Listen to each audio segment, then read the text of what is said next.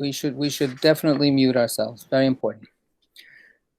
When the great Rabbi Israel Baal Shem Tov saw misfortune threatening the world, it was his custom to go into certain part of the forest to meditate. There he would light a fire, say a special prayer, and the miracle would be accomplished and the misfortune averted. Later, when his disciple, the celebrated Maggid of Mezrich, had occasion for the same reason, to intercede with heaven, he would go to the same place in the forest and say, Master of the universe, listen, I do not know how to light the fire, but I'm still able to say the prayer, and again, the miracle would be accomplished. Still later, Rabbi Moshe Leib of Sasov, in order to save the people once more, would go into the forest and say, I do not know how to light the fire, I do not know the prayer, but I know the place, and this must be sufficient. And it was sufficient, and the miracle was accomplished. And then it fell to Rabbi Israel of Rizhin to overcome the misfortune. Sitting in his armchair, his head in his hands, he spoke to God and said, I'm unable to light the fire. I do not know the prayer. I cannot even find the place in the forest. All I can do is tell the story. And this must be sufficient. And it was. So, here, thank you, John. We have the story in front of us. And we are on section 102. And we read the first paragraph of that story. The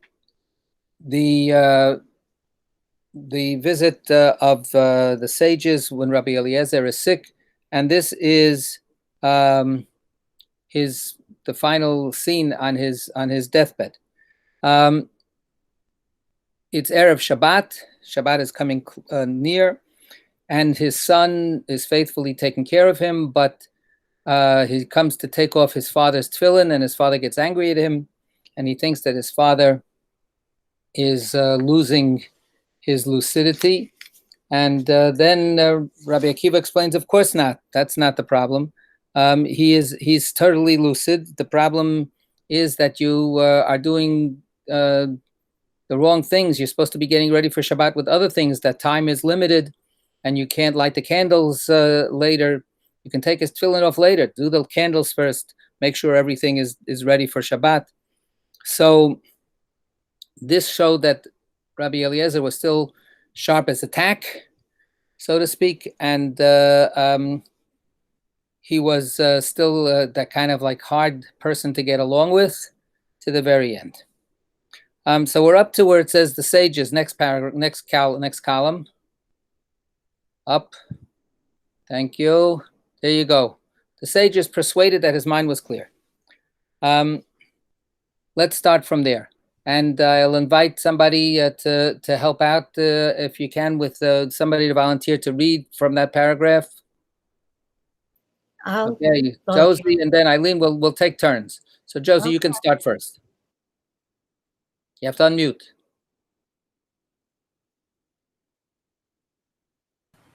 The sages, persuaded that his mind was clear, entered Rabbi Eliezer's room and sat down at a distance of 4 cubits from him.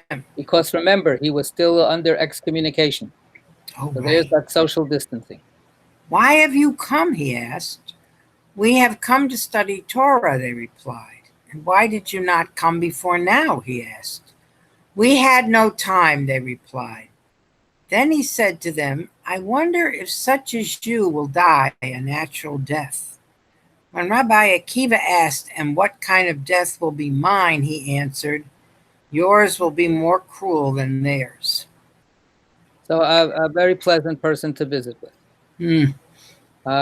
We had a previous story where Rabbi Eliezer said there's terrible wrath in the world. And here is he saying to the sages that I don't see a good future for all of you.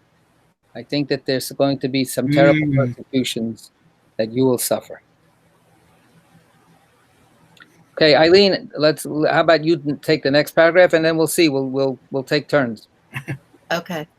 Then Rabbi Eliezer placed his arms over his heart and bewailed them, saying, "Alas for you, arms of mine, that are like two Torah scrolls about to be rolled up and put away. Much Torah have I learned, yet I have not taken from my teachers, even as much as the Wait. water." You skipped one line. You skipped one line. Much Torah have I learned. And much have I taught. Much Torah have I learned. Unfortunately, you're breaking up a little bit for me. And yet I have not taken. Yeah, I think it's skipping because her connection's broken down. Are you frozen? No, yeah. Now you just unfroze. I didn't skip a. Okay, something your connection. I didn't skip a line. The connection's not good, so it's skipping for you. It's like jumping in and out. Oh, okay. But Should I try it again? Yeah, come a little. Somebody else. Try much Torah have I learned, and much have I taught. Much. No, you're frozen. Torah have I learned, and much have I taught. Okay, Eileen, you know what? We're going to try somebody else. Unfortunately, there's a little problem with the connection. Who's going to? I'll do it. Okay, Natalie. Much Torah have I learned, and much have I taught. Much Laura have. Oh, what happened? Now this mine mic went out. Oh my God! I can hear you.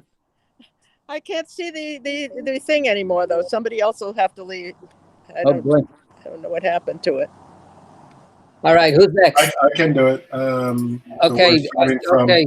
So John will do it, and then Beryl will be next. All right. I'm going to go back a little bit because I lost my train of thought here.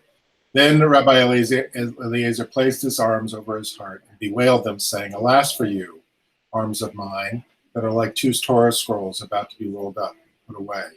Much Torah have I learned, and much have I taught. Much Torah have I learned, yet I have not taken from my teachers even as much as the water a dog laps up from the sea. Much Torah have I taught, yet my disciples have taken from me no more than the paint a paint stick picks up from its tube. Moreover, I have studied 300 laws on the subject of a bright discoloration on the skin, yet no man has ever asked me about them. Even more, I have studied 300 rules about planting cucumbers by magic, and no man other than Akiva ben Yosef has asked me about them.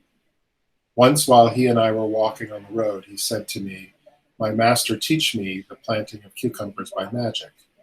I uttered a single word, and the whole field about us was filled with cucumbers. And then he said, 'Master, you just taught me how to plant them. Now teach me how to pluck them.' I uttered another word, and all the cucumbers gathered into one place." Okay, so we have here a reminiscence. He's preparing to die, to put his arms together and to end his life. And then he thinks back on everything that he has accomplished and not accomplished, right? So what's the image that he gives us of the Torah that he knows about? Anybody? Very particular and very detailed. And also immense. Yeah. Right? It is the Torah that I have studied is a tiny little tip of the iceberg of all the Torah that my teachers had to teach me. And then my students have only, just barely scratched the surface of the Torah that I had to offer to them. So we have this huge concept of how much Torah there is out there, and yet there's also a very kind of a sad sense of constriction, right? That the Torah seems to be being passed on less and less and less.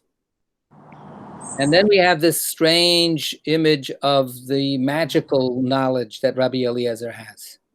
Right? He has this ability to control nature with magical powers.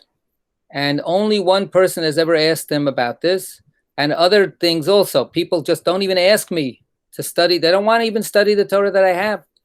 And this particular field of cucumbers, the field of magic, in this one little weird kind of example, he says, well, Rabbi Akiva asked me about it, so I was able to convey a little bit to him. But again, the image that we're supposed to come away with is that this man had access to vistas and vistas of Torah, and they're all going down the drain. Josie. I think it's charming in a way that the image we get is cucumbers in a field, the most mundane, not even a fancy vegetable like rubella, or there's new ones that everybody's talking. Plain old cucumbers is what he's remembering. Right. Some people say that the translation should be what are those long, like gourds that I forgot what's the word for zucchini? it? Zucchini. Right. Some people think it's zucchini. But even so, neither of them are very glamorous. Right. Not very glamorous. Not very glamorous. But in a word, he can make them happen. In a word, he gets them all coming back into the bushel to be collected. It should give us pause with regard to the story that we've had away at the beginning, where all those natural phenomena happen to prove that he's right. Oh, right, and even so. And nobody, accepted them as proof that it really is right. And here we have a kind of a little bit of a clue to say, well, maybe it was just magic. Maybe he has these powers, and we have an acceptance here that magic really works. But at the same time, it's his kind of manipulation of nature. It's very mysterious and very strange. And guess what? He's no longer around, and he'll never explain it to us. So there's this mystery of this man who had so much to give, and he is bemoaning the fact that he wasn't allowed to give it. What do you make of the first part, where right before this, where the sages come in, and he says, "Well, what are you doing here?" And they say, "Well, we've come to study Torah with you." And he says, "Well, where have you been until now?" 1 second. I'm in the middle of kosher salt. Talk to you later. So, what do you make of that little exchange?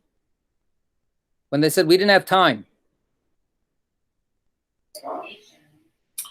Are they just? I don't know what to make of we had no time, that part, but the other part is prophetic. Rabbi Akiva, right? I mean, he zaps them with this whole terrible vision that he has of the horrible deaths that they will suffer and we find out that they did, and they were martyred by the Romans, and Rabbi Eliezer can see this. But so what when they say we had no time, what are they trying to say? They're giving an excuse. Right, they're sort of like, because they don't want to say the real excuse, right? The real excuse is, we had nothing to do with you for all these years because you refused to join our community. You refused to abide by the rules of the community. You isolated yourself. Now you're angry at us that we didn't come to you. And he, so they said something sort of, they mumble a lame excuse. But what they're really trying to do is just be pleasant, and at this last moment, make peace without getting into the unpleasantries. But that's what then he turns around to them and he says, "You think you had no time before? Believe me, you have no time. You sages of the Torah are destined to be destroyed." And he has this very, very dark image that he presents in this paragraph that we just went through, that the Torah itself is being lost bit by bit, and with his death there will be so much that he could have taught that will never ever be transmitted to anybody else. Okay, let's continue to the next paragraph, and we said Beryl is going to take over from now. Let's see if our luck can hold out for a while. Beryl, you ready? Then his disciple kept asking him about the laws of cleanness and the laws of uncleanness. Concerning that which was unclean, he kept saying, unclean. And concerning that which was clean, he kept saying, clean, until his soul departed and he uttered the word clean. Then Rav Joshua stood up and exclaimed, "The ban is lifted. The ban is lifted." So this is the last moments, and he's being asked now. His disciples are taking these last moments to try to learn as much Torah as they can. He's already admonished everybody. Nobody's asking me to teach them anymore. So here he is. He's teaching in his very, very literally last seconds and last breaths. And the words in Hebrew are tamei, which means ritually impure. And the word clean is tahor, which it's not just naki, clean, like physically clean. It means pure, spiritually pure. So the story has it that Yatsa nishmato bitahara, that his soul departed in purity, because that's the last word that he ever said was tahor, purity. It seems as if his disciples came to say goodbye to him, that they know he was dying. That's right. This is everybody's coming. This is the scene. This is the way the scene is set up, that they really see that he's at his last moments, and he finally leaves the world. 1 second, John, and then Rabbi Yehoshua, who is his arch, rival, so to speak. He's the one who stood up to him in that dispute about the oven. He's the one who said, "We're not listening to you. We're not listening to heaven." Now Rabbi Yehoshua says, "Okay, the ban is over. He has rejoined the community," which means, of course, that everyone will now be involved in trying to give him honor and a burial that's honorable, and he will be accepted. He won't be buried outside of the burial grounds of the other sages. He will be re-welcomed into the community. John, you wanted to say something? Yeah, should we read anything into the capitalization of clean, or is that just a translation artifact? Well, first of all, that's the sentence, so it's got a capital letter.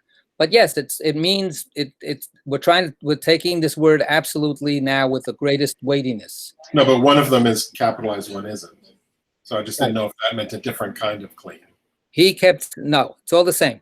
But when he kept saying clean, that's his sentence. So capital letter. And then in the end, he had mentioned the word clean, right? So that's, just the way that they did it in the English. But the idea is, yes, this is tahor, tahor, tahor. Okay. Now remember, as we go into the next paragraph, that this is happening as Shabbat has entered.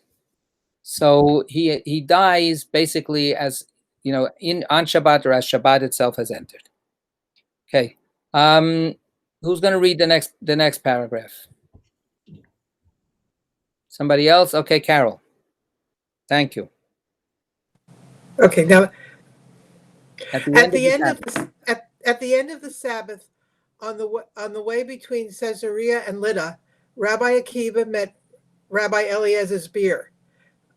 In his grief, Rabbi Akiva lacerated his flesh until the blood dripped on the ground, and sobbing and moaning, he lamented, "Woe is me for the loss of you! Woe is me for the loss of you, my master! For you have left an entire generation fatherless." In the mourner's row, he began his eulogy with,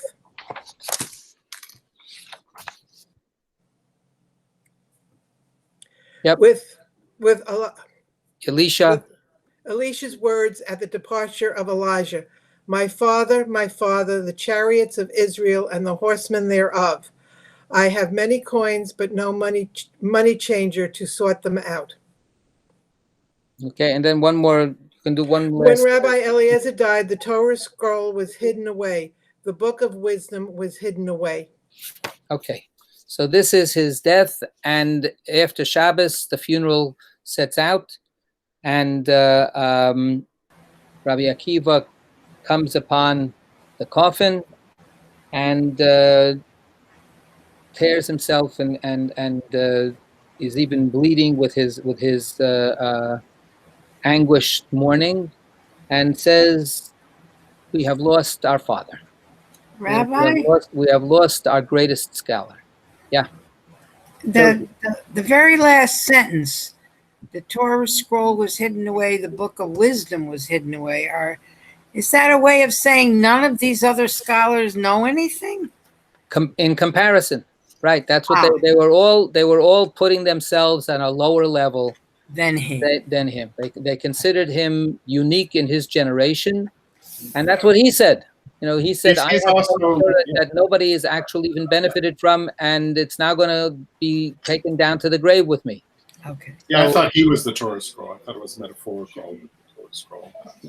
That's right. It's exactly the same thing. He is the Torah, and his Torah is lost. So there's après moi le déluge. Yeah. Right? So after him, there's nothing. There's not there.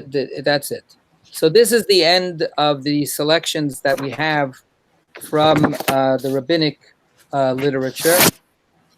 But what I wanted to do was now turn to there should be the next page or so, right? The next page in this PDF.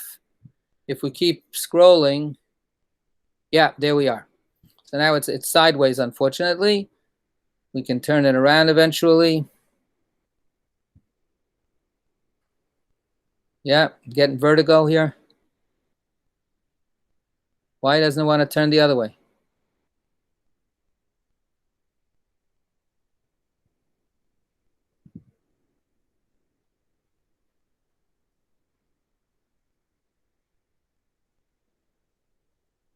No, we're on. Yeah, so good. That's number 30, page 35. That's the page we want, not 320. Go back. Yeah. And now can we get it so that it's the same way that we can read it? That's 36. Okay, 35. Can everybody please stand on their heads? Very strange. Why is it giving you such a hard time? I don't know. The way it was probably copied. But it keeps jumping a page whenever I... It should be able to turn any way you want it. Right. Okay. I'm on the page. 34, 35. And we want to go on to 35. There we go. No, this is 34, 35. Yes. There it is. Rabbi Dostai.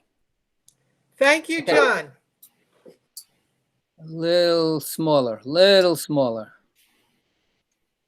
There you go. So these texts now come from the Zohar, not from the Talmud and not from the Midrash. So they come a little bit later, and they are reworkings of some of the elements that we found in the Zohar, and they continue pondering this enigmatic, difficult. What happened? Where are we going? Why are we going? Why are we moving? I was just going to get the next one ready if we change pages. Ah.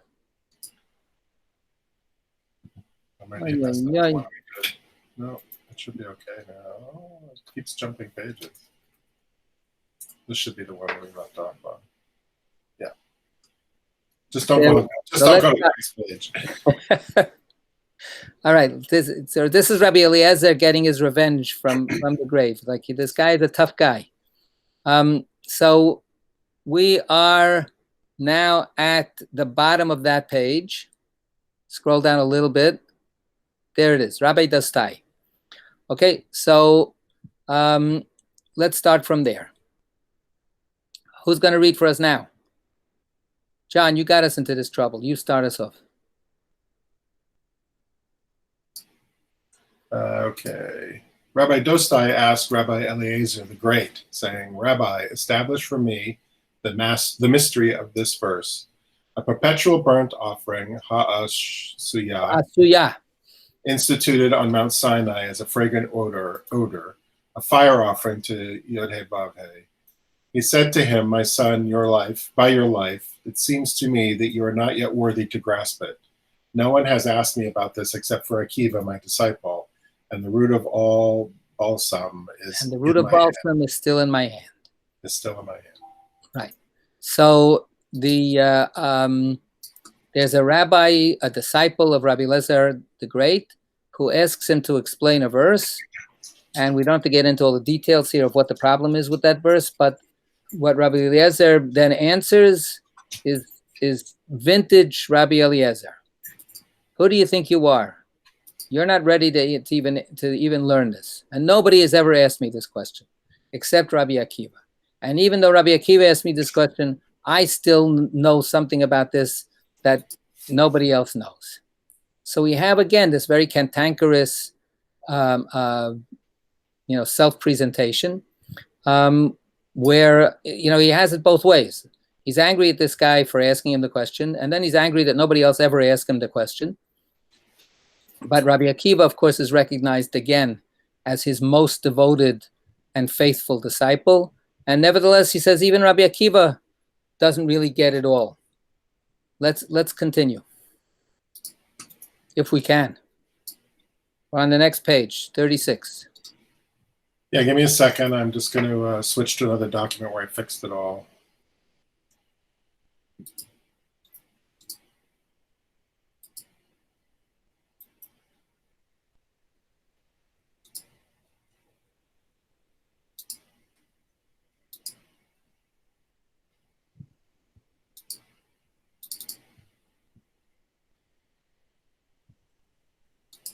Okay, here we go. No, I did the wrong one. You went backwards. You went to 34. No, but it's still sideways, the next page. All right, well, we need to get to 36. You want me to just read it? Let me just give it one try here. Okay. It doesn't like to be zoomed in and rotate. That's the problem. Okay.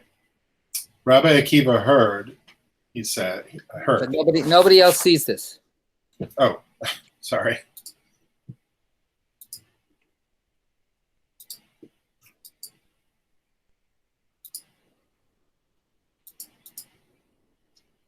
Can you see that? Here we go. Rabbi Akiva heard. He said, "Since the flowers have blossomed, I have eaten the roots." He said to him. In other words, Rabbi Akiva heard that Rabbi Eliezer says that he really doesn't have the whole picture. And Rabbi Akiva says, I figured it all out. He said to him, Akiva, you will be prepared as a fragrant odor to Yod-Heh-Vav-Heh, and still the sweet savor shall remain. One day they were walking. So what's his answer? What's Rabbi Eliezer's answer? His answer is, guess what? Even when you finally are prepared as a fragrant odor to God. You're waiting for your Cheetos? Which means what? Leave that bag from Sam and then give him the bags when it comes. A sacrifice, or right, a sacrifice. You'll die before, and you'll still won't have everything. The essence of the mystery will still not have been taken by you. Right? And of course, this is also part of this whole discussion about explaining the sacrifices. And this is again a prophetic prediction that Akiva will be offered as a sacrifice to God. One day they were walking on the way. He asked him, "How then did you eat the roots as you said?" So who's that? Who asked who? Akiva is asking. No. Eliezer, right? No. Rabbi Eliezer is asking Akiva and saying, how did you pull that off? You said that you actually really figured the whole thing out. How do you explain that you right? I have eaten the roots, says Rabbi Akiva. So this is, a pause. Some time has passed, but this has still been sitting and bothering Rabbi Eliezer. Right? Rabbi Eliezer has this very problematic feeling about the Torah that he has. Is it transmittable or not? Can it fully be given over, or is it futile for him to try to give it over? And by now he's become so conflicted about this that first he puts his student down when he says that he's really learned it. And now it keeps on eating at him. And finally he says, Rabbi, wait, how did you actually do that? How did you figure it out on your own? So Rabbi Akiva answers his teacher. He replied, Rabbi, once you told me the mystery, I fathomed its essence. He told him how. He said to him, you fathomed and ate, but still the sweet savor remains. Okay, so then we have Rabbi Akiva telling his teacher how he was able to figure out the whole thing. He shows him his work. He shows him how he creatively figured it out himself. And Rabbi Eliezer still holds his ground. And then he says, very good, but guess what? There's still more than that. And here we have another one of these images of the teacher and the student and a little bit of competition going on. Right? Rabbi Eliezer is known, as we have seen so much from the other texts, as a person who has no originality, but has complete mastery of everything that he has learned. Rabbi Akiva is not only a master of learning, but he is a creative genius in Torah. He's the person who opens up vistas in Torah that nobody ever imagined before. So here he's showing his teacher that you didn't have to tell me everything, you just told me a little bit, and I was able to then actually figure it out all by myself. And Rabbi Eliezer holds his ground and said, there's still more. Okay, at that time, he revealed to him 40 mysteries of Torah. While they were walking, they saw a spring of water. They sat there. Rabbi Eliezer said to him, Akiva, come and I will show you a fountain of water. And when the waters issue, they are clear and flowing, as it is written, a well of living waters flowing from Lebanon. Concerning that verse, he revealed to him the speech of the ministering angels, the speech of the stars and the constellations, knowledge of the windows of the sun and its seasons and times, the speech of palm trees and birds, the speech of spirits and knowledge of calendric calculations and intercalations. Intercalations. So we have a picture of Rabbi Eliezer here that develops from the picture in the Talmud and in the Midrash. So how does the picture here sort of embellish or move the image of Rabbi Eliezer into another realm? Anybody? Well, it's more metaphysical, right? More metaphysical and the word for from the Zohar's point of view, it's more mystical, right? And more poetic, right? That last paragraph is a beautiful kind of run of images of understanding, the speech of palm trees and birds. So birds, okay, they chirp. Palm trees are speaking. Everything is speaking. Everything has a life force to it. So there's this very beautiful sense of a deep connection with all of the world. And in that sense, it's a very big expansion of Rabbi Eliezer simply as the Encyclopedia Britannica of Torah. Right? This is, of course, it's also Torah.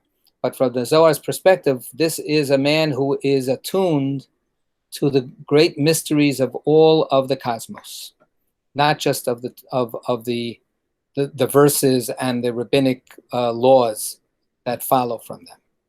Okay, let's continue.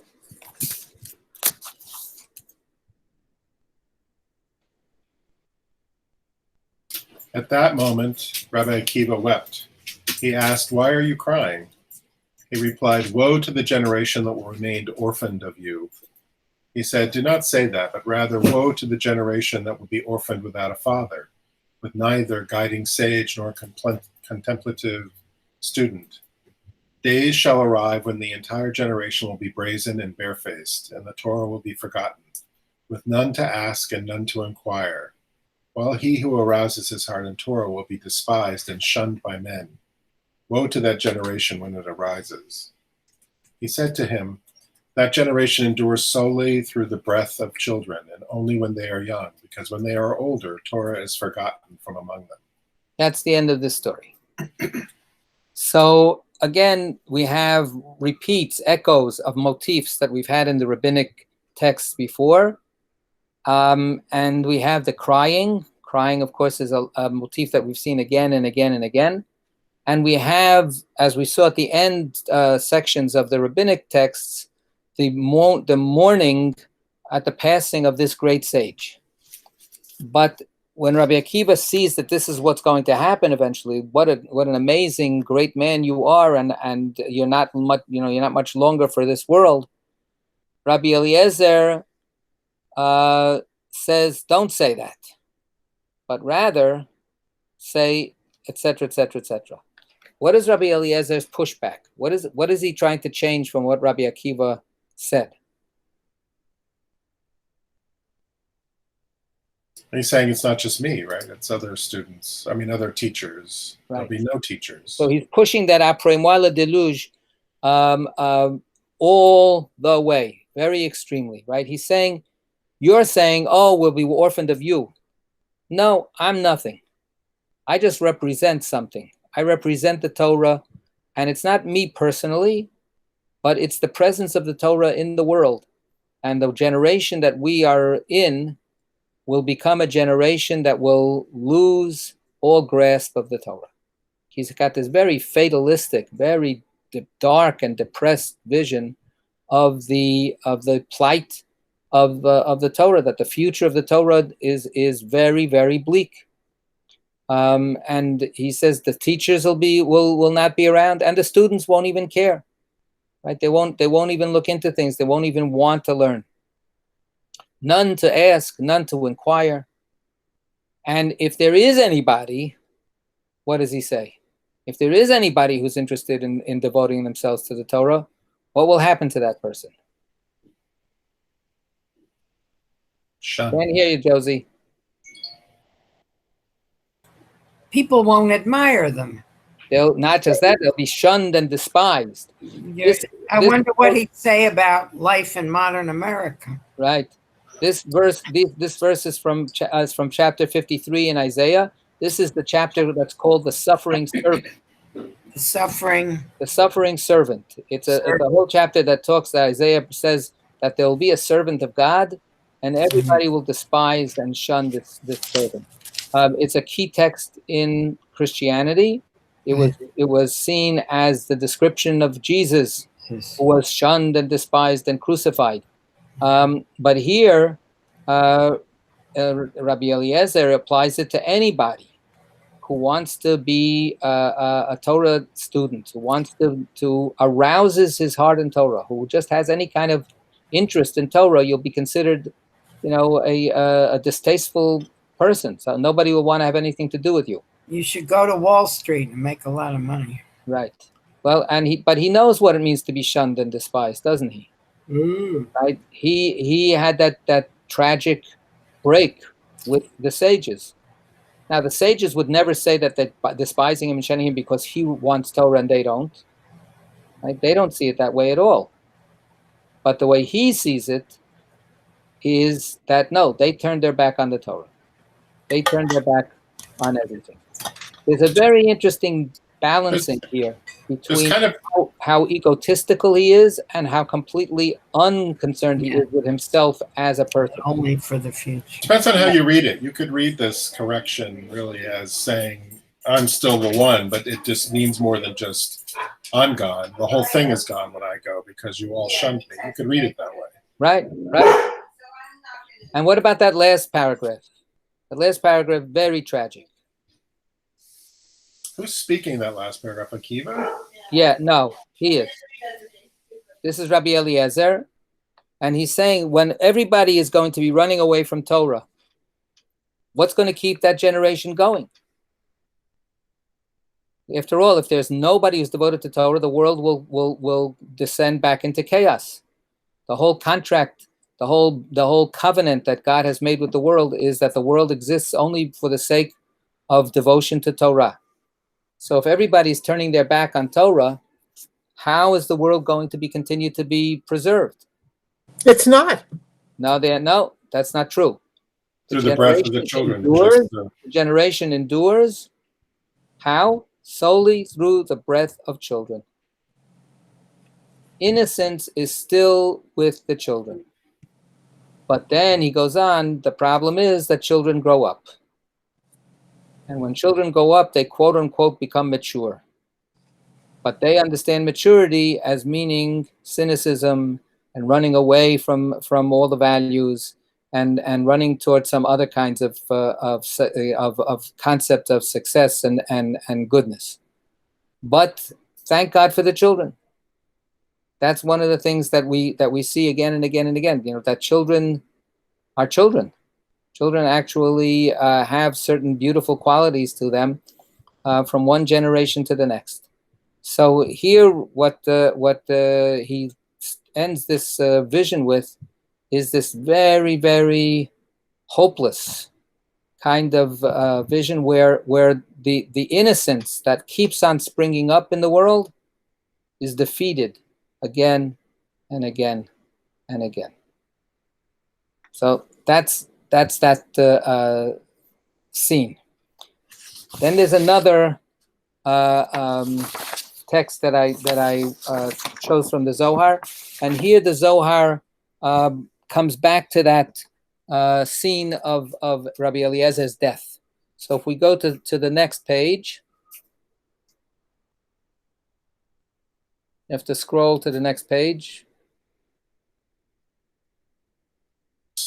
I'm going to switch it to the other document again. And we're on page 321.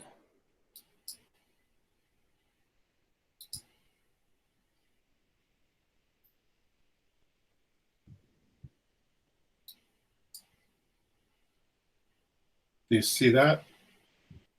Keep going.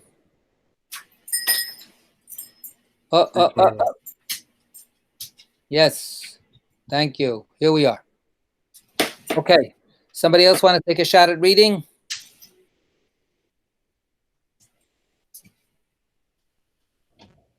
I'll read. Oh, thanks. I'll do it again. Beryl's going to start. Oh, Our rabbis have taught when Rabbi Eliezer the Great fell ill, that day was Sabbath Eve. He sat his son Hyrcanus at his right and revealed to him profundities and mysteries, but he was unable to receive his words because he thought that his mind was deranged. As soon as he realized that his father's mind was clear, he received from him 189 supernal secrets. Okay, so this is a little bit of a variation on the story that we had in the Talmud that we read before, similar in many ways. And the son here figures out by himself, and we don't get the whole thing with the tefillin, that first he thought that his father was babbling, but really what his father was doing was talking about very profound mysteries of the Torah. And finally, when Hyrcanus, his son, was prepared to accept his father's teaching, then the teachings actually flowed to him, and he was able to hear what his father had to transmit. We go to the next page.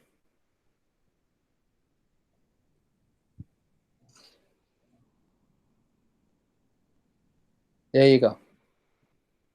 When he reached the marble stones mingled with supernal water, Rabbi Eliezer wept and ceased speaking. He said, "Stand there, my son." He said to him, "Why, father?" He replied, "I see that my spirit will pass from the world." Okay. He said, So this is a mystical vision. The marble stones mingled with supernal water is an image of heavenly visions. We don't have to go there.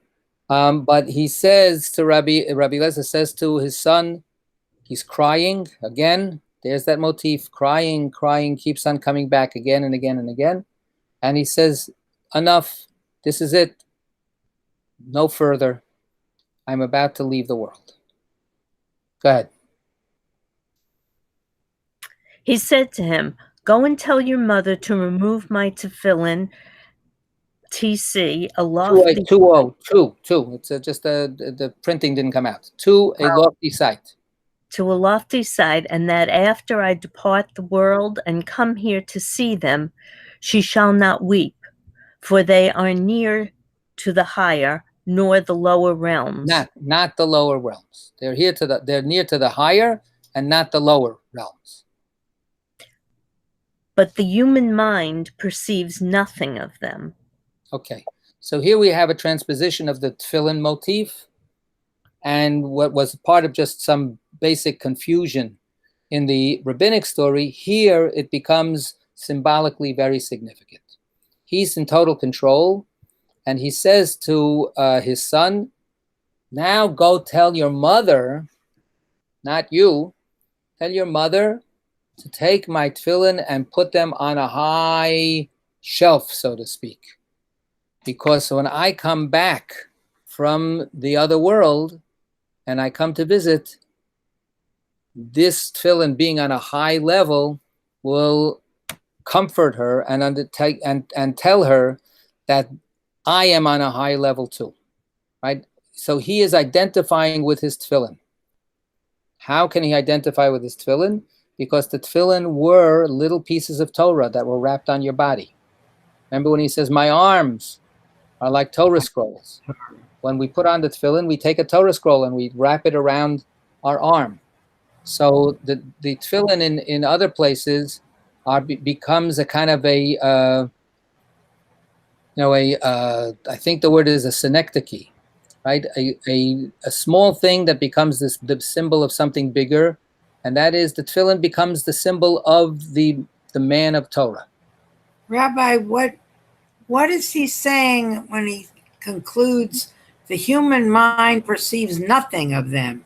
That right, no one else will really understand what's going on? Right, that their significance goes beyond human understanding.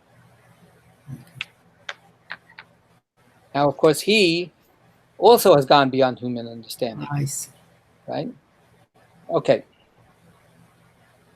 As they were sitting, the sages of the generation entered to visit him. He cursed them for not coming to minister to him. As we have learned, greater is the ministry of her than the study of her. Her is the Torah. So taking care of the Torah is greater than simply studying the Torah. This was part of the rabbinic culture, that you take care of the Torah scholars. That's as great, if not greater, than the value of studying the Torah. Because a great Torah scholar, by supporting that scholar, you're supporting Torah learning that could be even greater than what you're capable of. So by showing devotion to a Torah scholar and taking care of them, getting them their coffee, putting their coat on, and that kind of stuff, then you're showing how much the Torah is precious to you. So here he is berating his colleagues, and this is again an echo, but pushed a little more, strongly.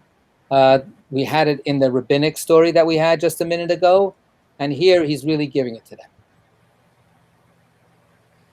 Meanwhile, Rabbi Akiva arrived. He said to him, Akiva. It's just a mess. It's just Okay. the printing didn't come out good. Akiva, why didn't you come to tend me? For the time to be purified has arrived. The time to be purified, the time to die. He replied, Rabbi, I did not have the time. He was furious. He said, I will be surprised if you should die a natural death. He cursed him that his death should be the cruelest of all. Okay, so here we have again echoes of the rabbinic story that we just had a couple of pages ago, but here with such a vehemence and such a rage, and it becomes, just instead of prophecy, I see how terrible your end will be. He's decreeing that his end should be terrible, because he is absolutely uncompromising in his demand that people should show total deference to him as the representative of the Torah. Right? It's very, very frightening. Next page, 323.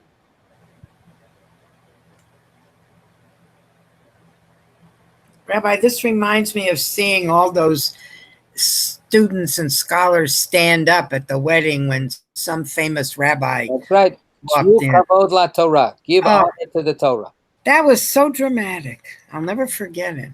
Yeah. Okay, we only have a few more paragraphs here. Let's go. Rabbi Akiva wept and said to him, Rabbi, teach me Torah. Rabbi Eliezer opened his mouth about the account of the chariot. Fire came and enveloped the two of them. The sages said, conclude from this that we are not fitting or worthy for this. They went to the outside door and sat there. What happened? Happened. And the fire abated, and he taught 300 legal decisions concerning the bright spot, and he taught him mysteries of the interpretations of the verses from the Song of Songs. Rabbi Akiva's eyes were streamed tears, and the fire returned as at first. When he reached the verse, I have no idea what those letters are. Sustain me with raisin cakes. Refresh me with apples, for I am faint with love. Song of Songs. Rabbi Akiva could not bear it. He raised his voice, weeping and groaning, and could not speak for fear of the Shekhinah who was there.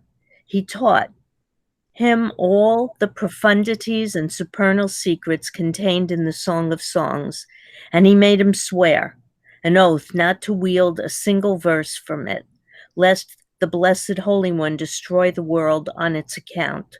For it is not his wish that the creatures should employ it, owing to the great holiness it possesses. Afterward, Rabbi Akiva departed. He was groaning, his words streaming tears, saying, His eyes streaming tears. woe, my master, that the world will remain orphaned of you. All the other sages came to him. They inquired of him, and he answered them. Time was pressing for Rabbi Eliezer. He stretched out his two arms and placed them on his heart. He opened, saying, O world, the upper world has